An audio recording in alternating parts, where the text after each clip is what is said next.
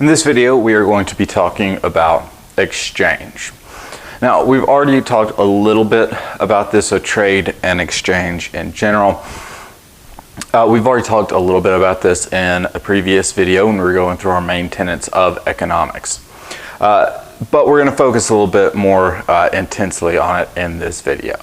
So the overarching theme really is something we've already talked about, which is trade makes people better off. So we've already discussed this a little bit in the previous video about how trade makes people better off. And we're going to go through kind of three of the main ways that trade makes people better off. Some of them, the first two, we've already touched on a little bit. We're not going to spend a whole lot of time on those, but we will get more involved in the latter one.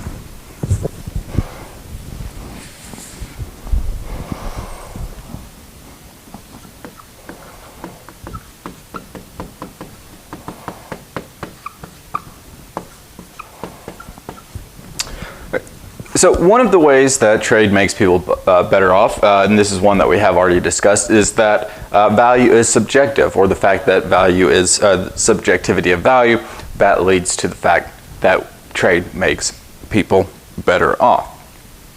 So people have different preferences, right? They value different goods and different services at different levels than the other people around them. So by taking advantage of those differences, people can be made better off through trade. Right? So because of this, and this is something that we definitely discussed in the last video, even if no new goods are produced, so whether we're talking about the quantity of goods doesn't change and the variety of goods doesn't change, so even when neither of those are changing, trade can still make people better off. We looked at this briefly through the example of the kind of Rick and Morty with the apple and orange, right? Because they value their goods at different levels, they can trade and make themselves better off. Both parties can make themselves better off. If they were not both made better off by any trade, they would not actually do the trade.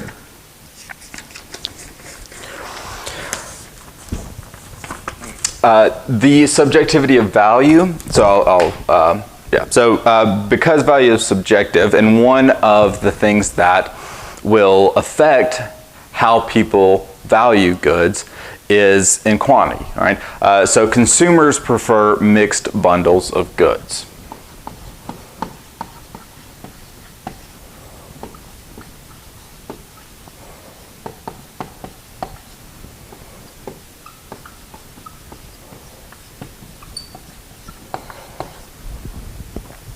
So this is just something that, and we know, right, you don't want 100 units of some good and 0 units of any other good, right? You wouldn't want 100 pairs of pants and that's the only thing that you have. You want some pants, you want some shirts, you want some, food, right? All the other goods that we consume. So even when, especially when people are producing more goods, when the number and variety of goods are being increased, right, the subjectivity of value is still going to lead to trade making people better off, because people are going to be able to trade some of the surplus of some goods that maybe they have enough of or too much of. They can trade that surplus that they're valuing at a lower level to somebody in exchange for something they don't have a whole lot of. Right? This is pretty closely related to the idea of that people think on the margin, right? So if you have, I already said pants, so I'm going to stick with pants. All right, the first pair of pants you get might be extremely valuable because you don't want to be walking around without pants on, or some kind of lower body clothing, I suppose, right? And so you might value that initial unit, right, that first pair of pants, or even the second, third, fourth, fifth, so on and so forth. You might have a great valuation for those goods, but once you get out far enough, right, and this is going to depend on the person, but maybe 10, 20, 30, right, I think if you've got 10 pairs of pants, that's a lot of pants in my opinion, but I guess you have different types, but anyways, that's not important, right? The important thing is once you continue to have more and more, right, that additional pair of pants, right, that you're adding on top of all the other ones that you have is less valuable than that first pair. Right, because now you have, instead of having going from 0 pants to 1 pair of pants, going from 10 pairs to 11 pairs, that 11th pair is not going to give you as much value, right? And so you might say, well, I don't value this 11th pair as much. I'll trade it to somebody else for something that I value more, right? And that other person probably doesn't have as many pants, so they are going to be willing to make that trade. All right, so again, we've already talked about the subjectivity of value a little bit, so that's all we're really going to say about it. But again, the subjectivity of value is one of the ways, or one of the reasons why trade makes people better off. We take advantage of those disparities between valuation of goods, right? And so I can trade something that I don't value as much for something that I value at a higher level and be made better off. And if the other person is agreeing to the trade, we can assume they are also being made better off as well.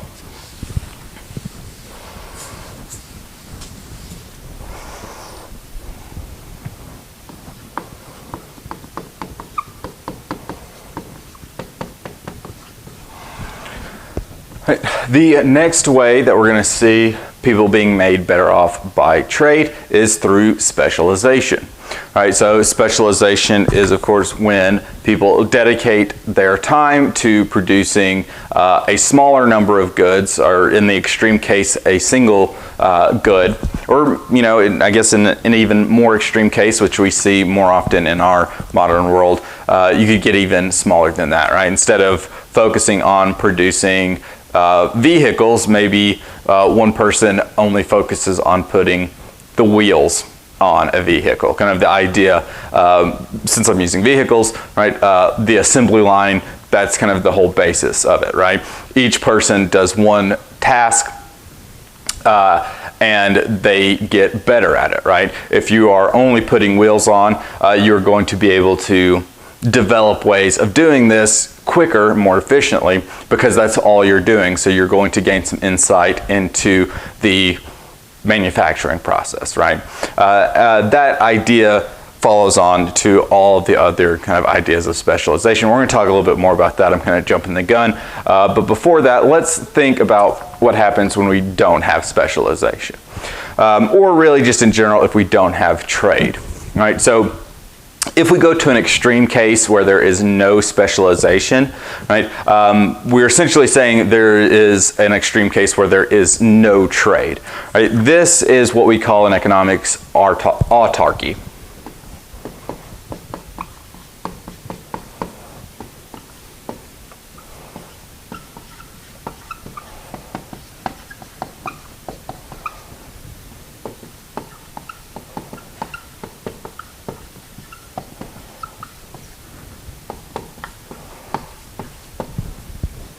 So autarky is an economic state in which there is no trade. So it's really just a fancy way of saying that there's no trade.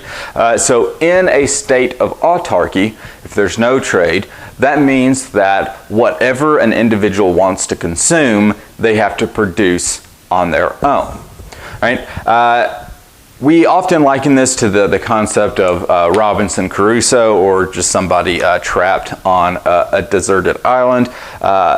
If you are there by yourself, I think probably a better and more modern version would be Tom Hanks's character from Castaway.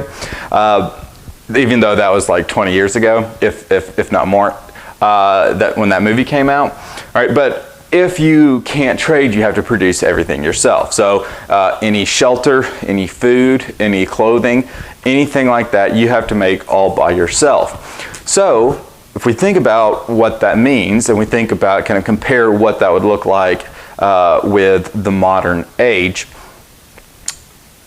when you compare what would you be able to provide for yourself in comparison to what you have now, right, there's probably a pretty stark difference, unless you're just extremely capable on your own, right? Even then, you know, if you can't trade, it's very unlikely that you're going to have really any of the amenities that we enjoy today. You're not going to have deodorant, you're not going to have toothpaste, because I doubt you're going to be able to make that on your own, or if you are, it's not going to be as high a quality, right?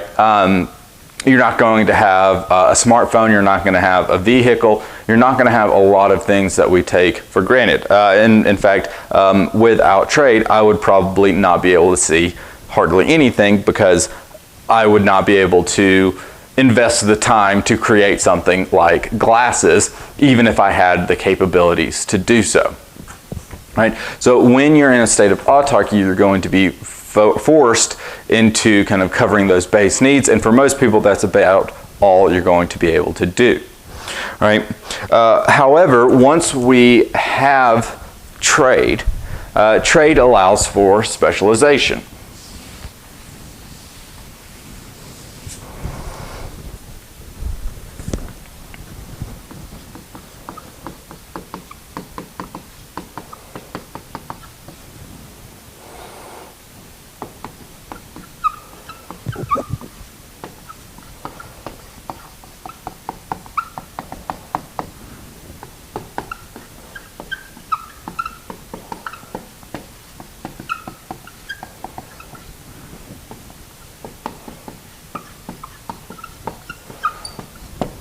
Right, so why that's important is because once we have specialization, and we can do this through trade, because if you're trading, that means that people can focus on a single activity, right? And then trade the excess, right? Trade what they don't need from that to somebody else in exchange for some other good, right? And so you can, this is good because specialization increases productivity. It's especially good because specialization increases productivity through the division of knowledge. Right? So instead of having to know how to do 100 things, right, you can focus in on a single task. Right? You can gain, right, deeper knowledge, kind of what we were talking about with the assembly line, putting wheels on there. If all you're doing is putting wheels on vehicles, you're going to probably gain some understanding of the best ways to do that, the most efficient ways to do that, right? If you're focusing on, gathering food or hunting, right, you're going to learn things. If that's all you're doing day in and day out, you're going to learn things that are going to make you more efficient at it, right? So you can not only, since you're spending more of your day hunting, right, you're going to be able to get more food, but you're also going to get better at it. So over time, as you gain, right, more knowledge about this subject, right, and are able to devote more time to it, so you can get even more than you would if you were just kind of taking only part of your day to do this, then you're going to get a lot better at it, and the amount of kind of food you can obtain in a day is going to be much higher than if you were trying to do the same thing with a knowledge level when there is no trade, because you only have a small amount, right? You haven't specialized in hunting, you haven't specialized in gathering that food. You're not going to be able to do it as efficiently, so given the same amount of time, you would not be able to get as much, right? As opposed to if you've specialized in it and you have this very specific knowledge, right? So not only can you gather a bunch of food and then trade the excess to other people in exchange for other goods, but you can also get more of it, right? You're able to produce more than you normally would without trade and without specialization.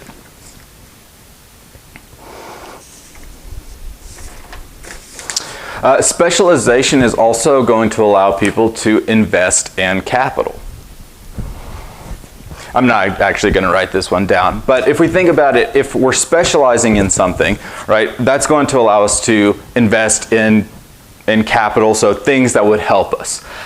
So if you, again, since I've already started talking about this, this hunting aspect, right, if you are a hunter and that's the only thing you're doing, and that's your trade, right, then you're going to be more willing to invest time and resources into creating or kind of obtaining implements that are going to make you a more effective hunter, right? If you are only hunting part of your day because you're having to take care of everything yourself. So again, in a center, kind of a state without trade, right? If you are splitting your time and resources between a bunch of different activities, you might be less likely to actually kind of invest in that capital, right? Because you have other tasks that need to be accomplished that you could also, you also might want to devote resources towards kind of getting those better, right?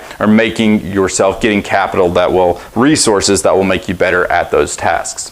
So you won't have as much of an incentive to make big investments in capital for any one specific task, right? Whereas if you are only focusing on one specific task, there's a much larger incentive, right?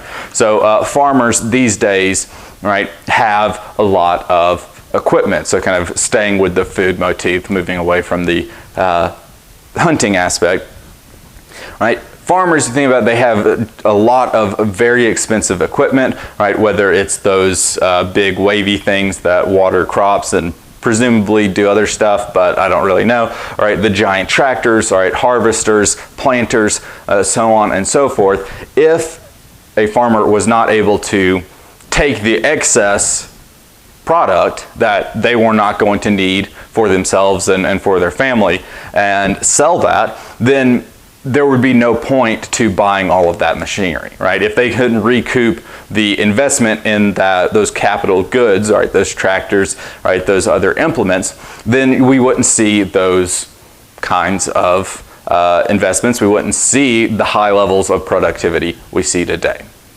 right? So specialization, right, allows for the division of knowledge, which in and of itself allows people to kind of accrue what we call human capital, that knowledge of how to do something better, how to do it more efficiently, right?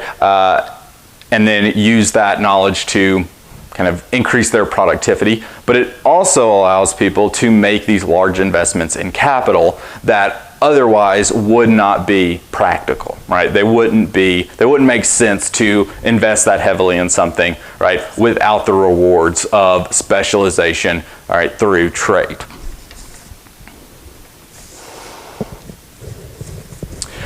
On a similar note, the last kind of thing about specialization and why specialization makes people better off is that not only does it allow for the division of labor, but it also allows people to have not really, let's see how to rephrase this. So it allows for innovation, right? Yeah, I'll write that down. That makes sense.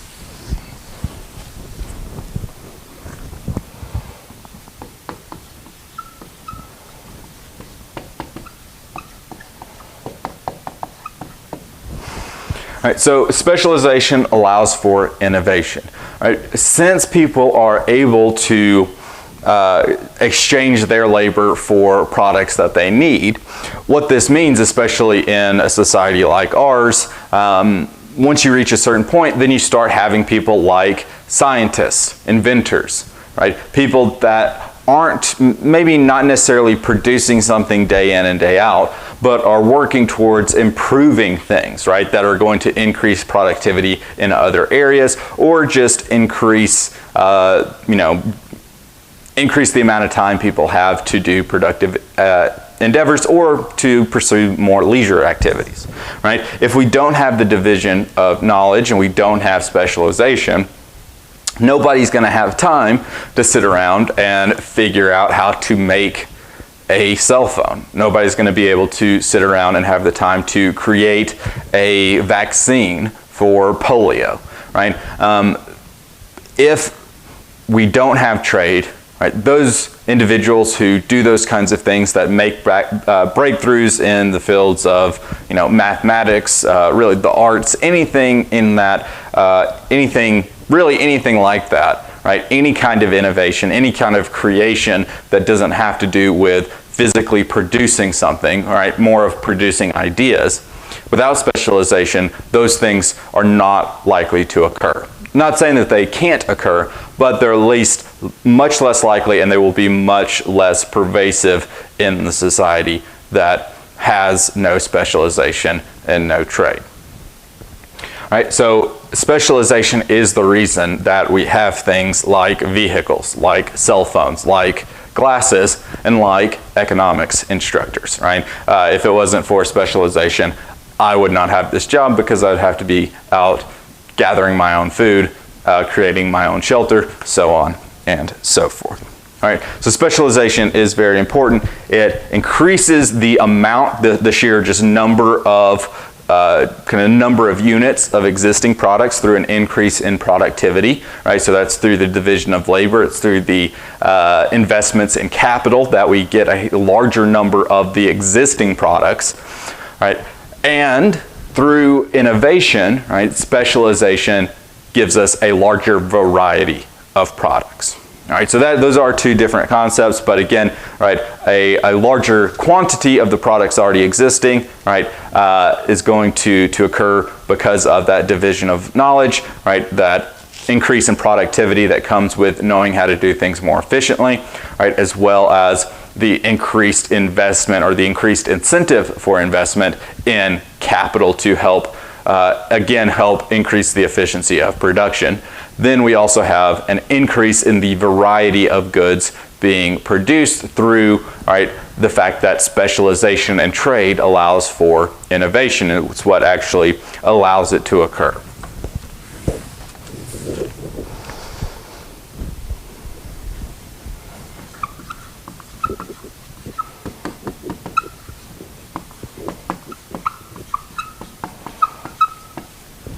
All right, so the third thing that we're going to talk about, and this is what's going to take up the bulk of chapter 2, is comparative advantage. Now we're going to wait a little while before we actually define what comparative advantage is. But again, it's similar to some of the things we've already talked about in that we are taking advantages of differences, right? Differences in production capabilities. All right, but before we really get into it and really define what comparative advantage is and why it's important, there's a couple of other things that we're going to need to talk about first.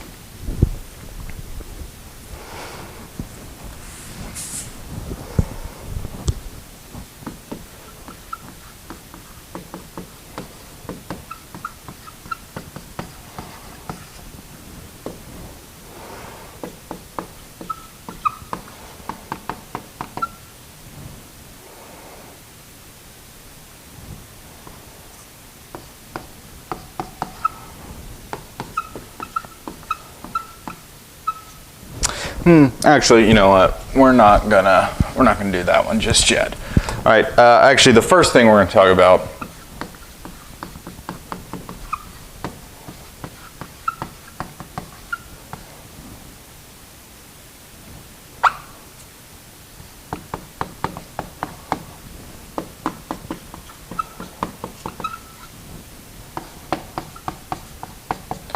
are production possibility frontiers, right? Which we usually abbreviate to PPF because nobody wants to have to write out production possibility frontier a million times. All right, so what this is, or what a PPF is,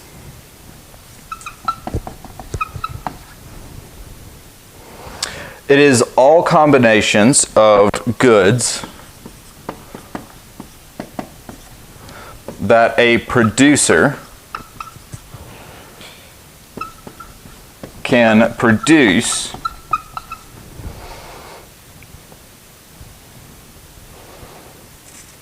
given its productivity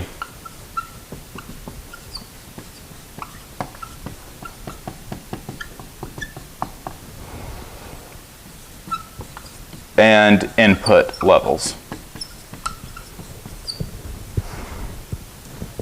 All right, so kind of try to simplify that a little bit. What this is saying is that a PPF, a production possibility frontier, this is a graph, right? This is a graph that's going to show all of the combinations of these goods that a producer can make given their kind of productivity level, so kind of how much kind of knowledge they have, their actual capability of producing this good, and the inputs that they have at their disposal. So kind of a function of how many resources does it take you to create this, and how many resources do you have at your disposal. So that's what a PPF is showing.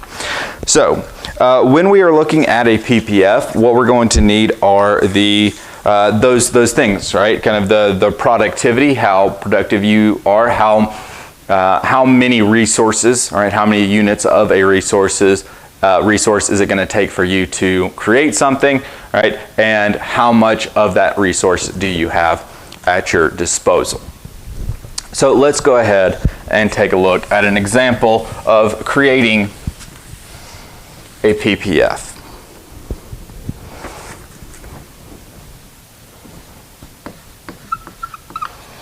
All right, so we're going to start with Robinson Crusoe here, and we're going to say that it takes, or we'll say that Robinson Crusoe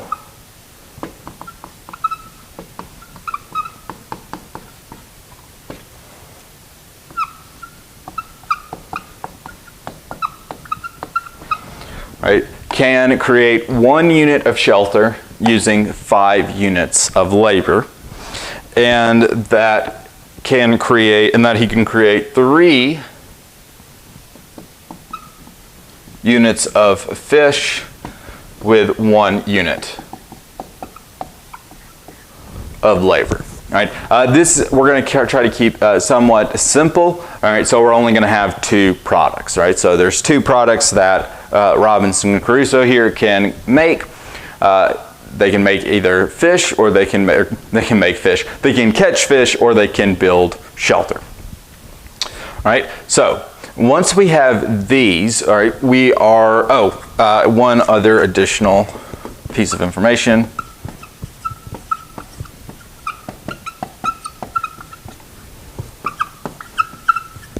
Let's say that Robinson Crusoe has 60 units of labor at his disposal. Right, now we have all the information we need to create our PPF. All right, so again, the PPF is a graph. So I'm going to go ahead and erase all of this, and we will get started drawing that graph. So what this is going to look like .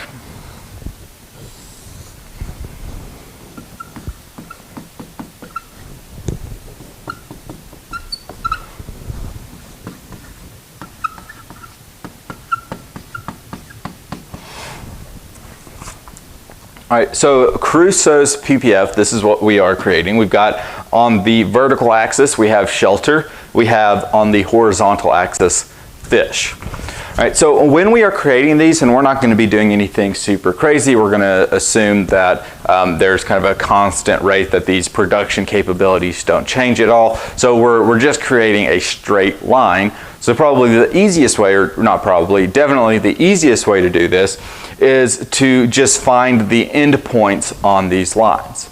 So what this is going to show us is at a certain point, so we're going to have a line here in just a second. At each point along that line, that is showing that at that point, given the productivity level, right, the production capabilities, and resources at Robinson Crusoe's disposal, right, all of the combinations, all right, of shelter and fish that Robinson Crusoe can produce, given those facts. Right? So we can find the endpoints by saying, well, let's just suppose that this individual devotes all of their resources to one and then the other good. And that's the way we're going to find our endpoints. All right, so let's start with shelter. All right, so we know that it's going to take Robinson Crusoe 5 units of labor to create 1 unit of shelter, and that Robinson Crusoe has 60 units of shelter. So, 60 units of labor. So if we were trying to figure out how many units of shelter Robinson Crusoe can create using those 60 units of labor, right, we would just divide 60 by 5, right? So if we were to write this out, we've got 60 labor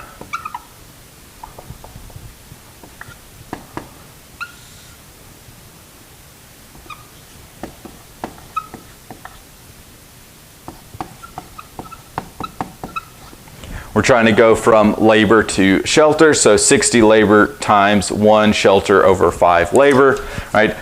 That is, we are essentially just dividing the 60 by 5.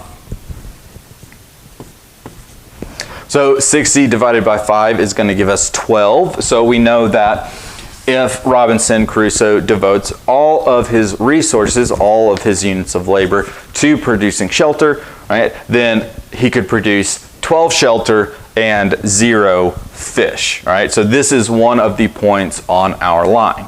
Now we just need to do the same with the other endpoint, right? So we know that it takes, right, so again, we've got 60 labor,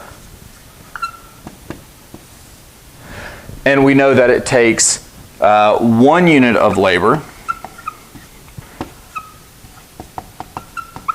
to catch 3 fish. All right, so in this case, all right, again, or not again, when we're doing this, it's important for us to know what we're trying to get to. So we're trying to go from labor to fish. That's why the labor is here in the bottom, and we want to keep it that way. So we'd want whatever the good it is that we're looking for up at top, and then the number of units that corresponds to what's in our numerator and our denominator. So in this case, instead of dividing by anything, we're actually multiplying by 3, right? So the labor units cancel out. 60 times 3 gives us 180 fish.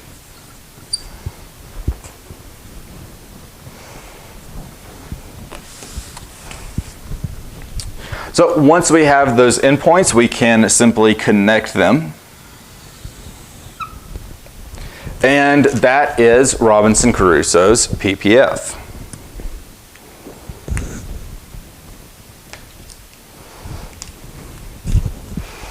So any point along this line is going to be a point kind of at a possible level of production. All right, I'm just going to put a point on this line for a reference.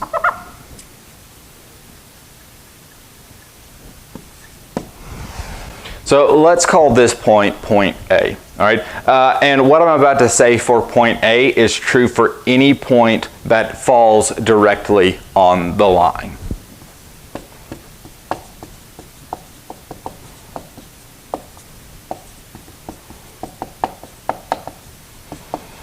So the production at any point on this line, right, is both possible and efficient. Right? It's possible because this frontier, right, it's called a production possibilities frontier. So we're looking at the possible production levels, and that frontier, it's the boundary, right? It's how much, what's the maximum we can produce, right? So at any point on this line, you are expending all of your resources, right? You are efficiently using all of your resources to produce a good. So it's possible because you have the capability and the inputs, right, the resources needed to produce at the level at, say, like A, or again anywhere on this line, right? And it's efficient because you are fully utilizing all of your resources. So point A would be an example of a possible and efficient point. Right? Now we can have a point that is inefficient. Right? So like point B. All right, so point B, and any point that falls below the line, right, below that PPF, right, this is possible. All right, it's possible because we have the production capabilities and the number of resources needed to find, to create at this level, but it's inefficient. It's inefficient because we have enough resources and we are capable enough to create more of the two goods that we have, right? We could either move kind of in a diagonal and get more of both shelter and fish from point B, or we could just move horizontally and create more fish, move vertically and create more shelter, right? But either way, we have enough resources to continue making more of the products that we are interested in, right? So point B would be inefficient.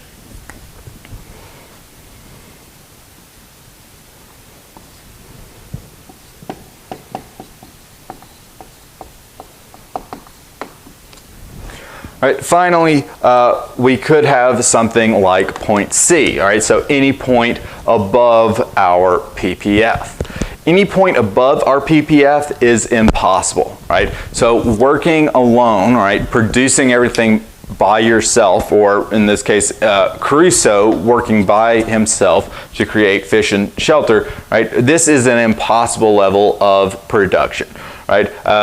Given Robinson Crusoe's capabilities and the resources at his disposal, right? That is not a level of production that Robinson Crusoe can reach. All right.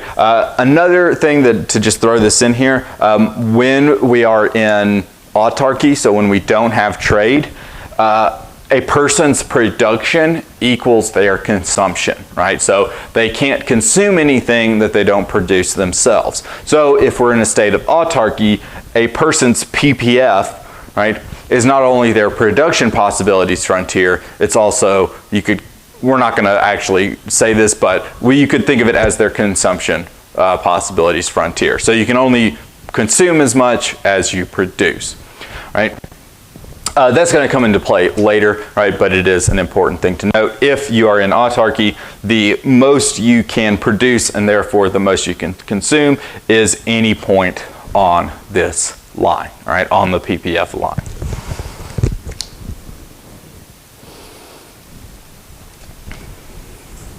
All right, so those are kind of how we would read this. Again, we're only ever going to be at one point.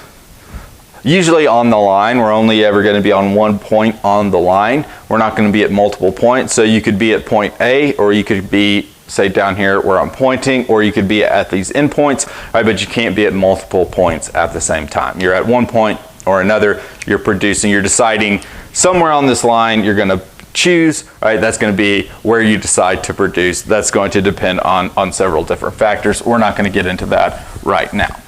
All right, but before we move on from this concept of possible and efficient, possible but inefficient and impossible, let's think about, or let's talk briefly about how we would evaluate that.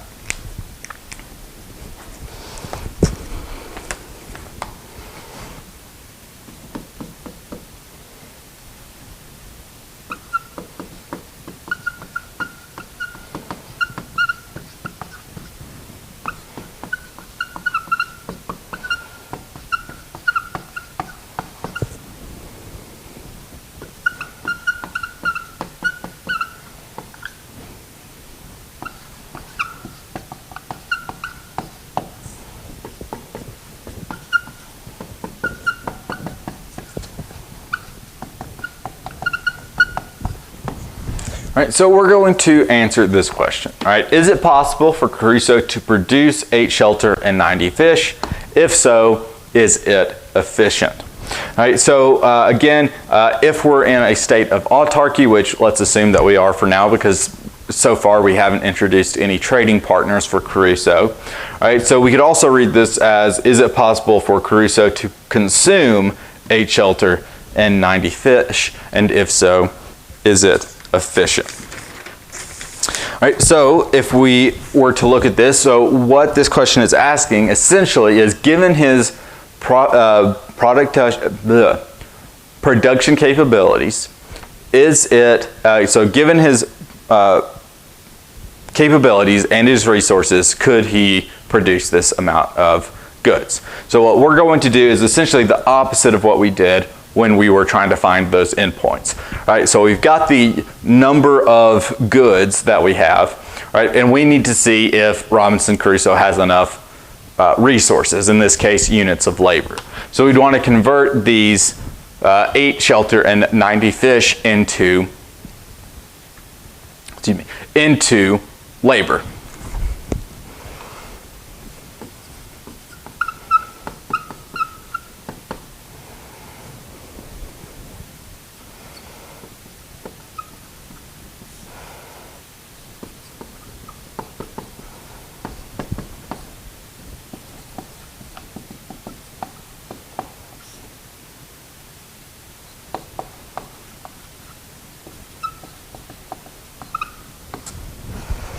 All right, so we could set this up as follows, right? To find out how many units of labor needed to create 8 shelter, we would do 8 shelter times 5 labor over 1 shelter. Again, we're wanting, so in this case, instead of labor is, we're trying to find labor, not the good. So we want to be able to cancel the good out. In this case, shelter, we want to cancel these units of shelter out so that we're left with labor. So that's why shelter's on the bottom and labor is on the top in this case. So 8 times 5 gives us 40 units of labor.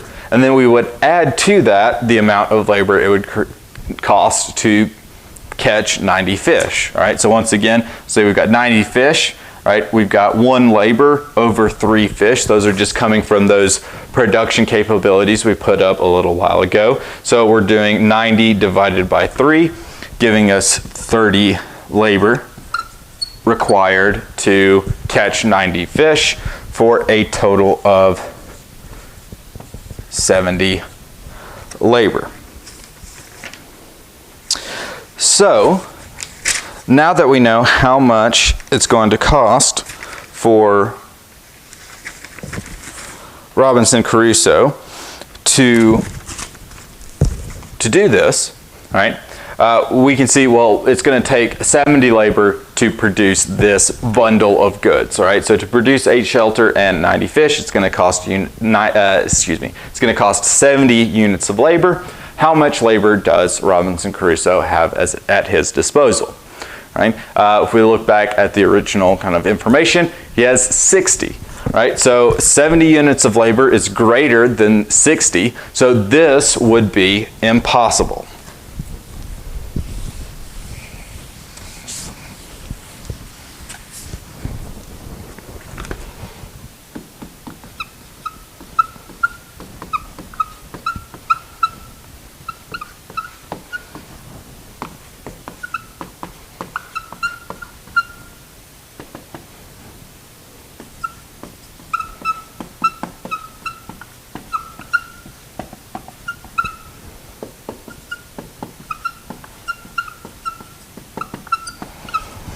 All right, so Robinson Crusoe has 60 units of labor, needs 70 units of labor to produce this bundle. So that would mean that 8 shelter and 90 fish is an impossible production level.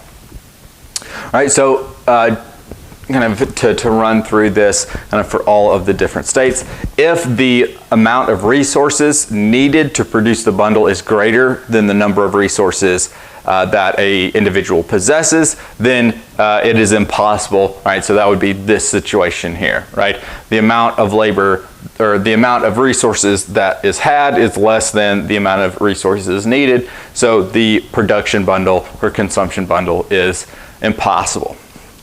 If the amount of labor needed equals exactly the amount of labor or the amount of resources a person has, then that is possible and efficient because you have enough resources to produce the amount of goods, right? And you're also, so that's the possible aspect, and you're also using all of your resources, which is the efficient aspect. So you're not just leaving resources around, right? You're actually using them. Right? If the amount of resources needed is less than the amount of resources that an individual has access to, then it is possible, because you're not even using all of your resources, right? You still got some left over, so it's definitely possible, but it's inefficient because you have resources left over and you're not fully using those. All right, so that is the kind of the idea behind those, behind the PPF, right? And a way for us to visually see kind of those levels of possible and efficient, possible, inefficient, and impossible, right? Graphically, and then also mathematically. All right, so if we are doing this as a problem and we are given a consumption bundle, we want to use the mathematical approach, because if we are drawing a graph on our own, right, like when I draw a graph up here, right, that's not necessarily to scale, all right, so we don't want to just eyeball it. We want to actually go through the mathematical process to determine whether or not our consumption bundle or production bundle is possible, and if so, if it's efficient or not.